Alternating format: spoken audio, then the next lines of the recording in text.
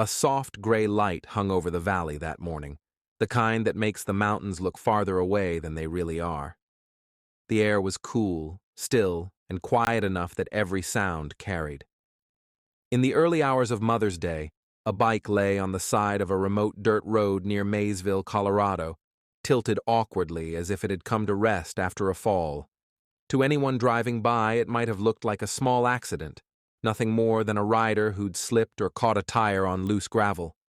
But no one was nearby. No signs of struggle. No sign of the woman who supposedly left the house to ride it.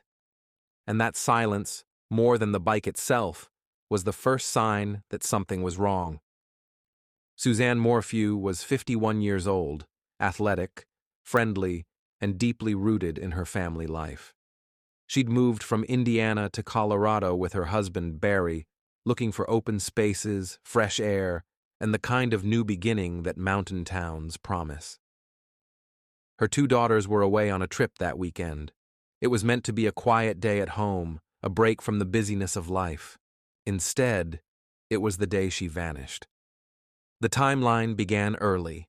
According to Barry, he left the house before dawn to drive to a job site several hours away. He said Suzanne was still asleep when he walked out. The house security system offered no sign of disturbance. Hours later, when the daughters couldn't reach their mother, worry began to creep in. By the afternoon, a neighbor called law enforcement and reported Suzanne missing. Deputies responded quickly, and within a short window, they located the bike. But what they didn't find was any evidence that Suzanne had actually been riding it that morning. Investigators kept circling back to the same detail. The bike didn't match the scene. It wasn't damaged the way they'd expect from a serious fall, and there were no tracks or markings showing a long skid. The ground around it was mostly undisturbed. Search teams fanned out across the mountainous terrain, combing through ravines, creeks, and tree lines. Drones scanned the hills. Cadaver dogs worked long hours in thick brush. Hundreds of volunteers joined the effort, but everything kept narrowing down to a troubling fact. Suzanne was gone, and nothing around the area helped explain how. As detectives dug deeper, they pulled phone records, GPS data, and digital messages. What surfaced was the picture of a marriage under strain. Suzanne had been texting a close friend about her unhappiness. There were long conversations about separation, about fear, about feeling watched. She had also reconnected with an old friend, exchanging messages that suggested emotional closeness. For investigators, this added a new layer to the case. It wasn't motive by itself, but it painted a fuller picture of her life leading up to the disappearance. While the investigation moved forward, the public spotlight grew. Media outlets swarmed the valley, interviewing neighbors and community members who remembered Suzanne as kind and warm-spirited. The Morphew home became the center of speculation, and every movement from the family was watched closely. Barry spoke publicly, pleading for her safe return, insisting he had nothing to do with it. But behind the scenes, investigators were assembling a timeline they believed didn't match his statements. A year passed with no body, no confirmed sightings, and no forensic breakthrough. Then, in May 2021, the investigation reached a turning point. Prosecutors charged Barry Morphew with first-degree murder, tampering with evidence, and attempting to influence a public servant. The affidavit was hundreds of pages long, laying out digital data, cell pings, changing alibis, and behavioral patterns they believed showed deception. It detailed phone movements, vehicle activity, and the disappearance of items from the home, including a tranquilizer dart cap associated with equipment Barry used for deer.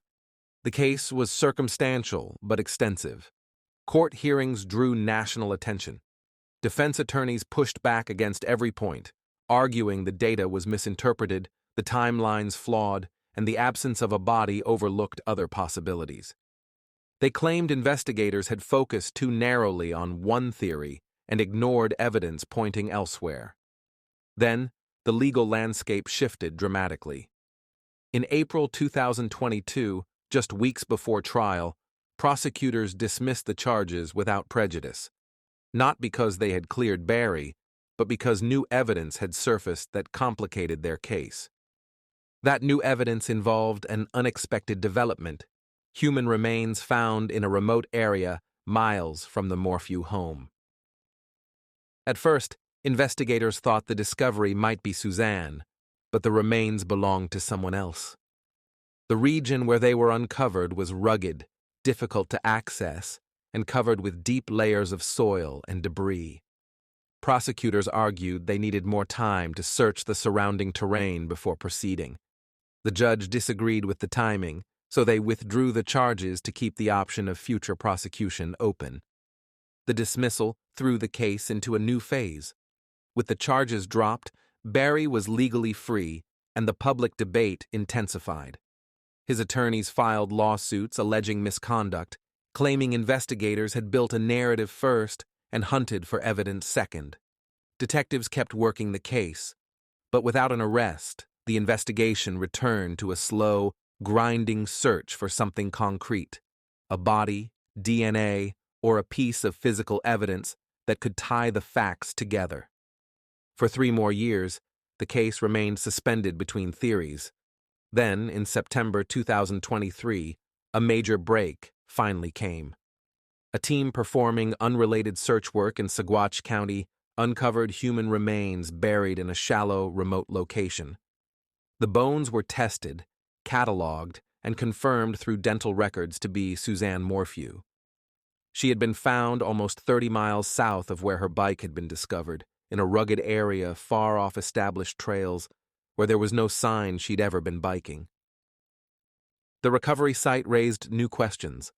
Investigators released no official cause of death, no condition of the remains, and no details about clothing or personal items. The location was not connected to any known hiking plans, and it didn't match the timeline constructed from the original disappearance.